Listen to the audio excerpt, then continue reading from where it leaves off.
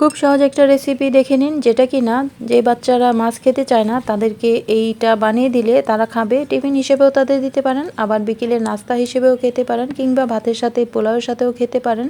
কাটা ছাড়ানো মাছ নিতে হবে, এখানে কোনো কাটা নেই সেই রকম মাছ নিয়ে তারপর বেশি করে হলুদের গুঁড়া, মরিচের গুঁড়া, ধনে গুঁড়া, জিরা গুঁড়া, লবণ, লেবুর রস একসাথে ভালো করে মেখে নেব।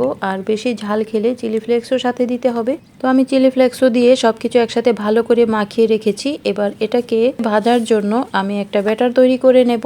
এখানে নিয়েছি বেসনের সাথে দেব চালের গুঁড়া, সাথে দিয়ে দেব পরিমাণ মতো স্বাদ বুঝে হলুদের গুঁড়া, মরিচের গুঁড়া, স্বাদ মতো লবণ, আদা রসুন বাটা। যেহেতু এখানে চালের গুঁড়া দিয়েছি, এখানে আর বেকিং পাউডার লাগবে না। বেকিং পাউডার ছাড়াই এটা বেশ মচমচে হবে। তারপর পরিমাণ মতো পানি দিয়ে ব্যাটারটা একটু মোটা করে গুলে নিতে হবে। আর এর সাথে ধনেপাতা, কাঁচামরিচ কুচিও দিতে পারেন। তো আমি কিছু পুদিনা পাতা ছিঁড়ে নেব এখান থেকে, তারপর ভালো করে ধুয়ে কুচি করে দিয়ে দেব। আর সাথে দেব ধনেপাতা কুচি। এতে করে খুব সুন্দর একটা ফ্লেভার হবে, খেতে আরও বেশি টেস্ট হবে, মাছের গন্ধটাও চলে যাবে।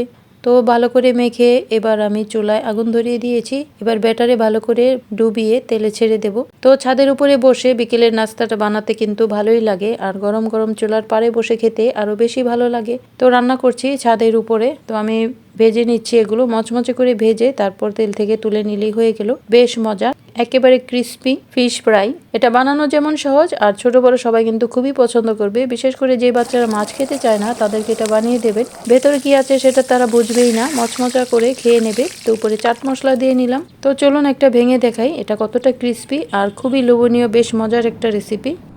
দেখুন এটার উপরটা কতটা ক্রিস্পি আর ভেতরটা বেশ লোভনীয়। সস কিংবা মেয়োনিজের সাথে অসম্ভব স্বাদ লাগে এটা খেতে। তো বানিয়ে খেয়ে দেখবেন, বাচ্চাদেরও দিবেন। ভালো থাকুন, সহজ সহজ রেসিপি পেতে সাথেই থাকুন। আল্লাহ হাফেজ।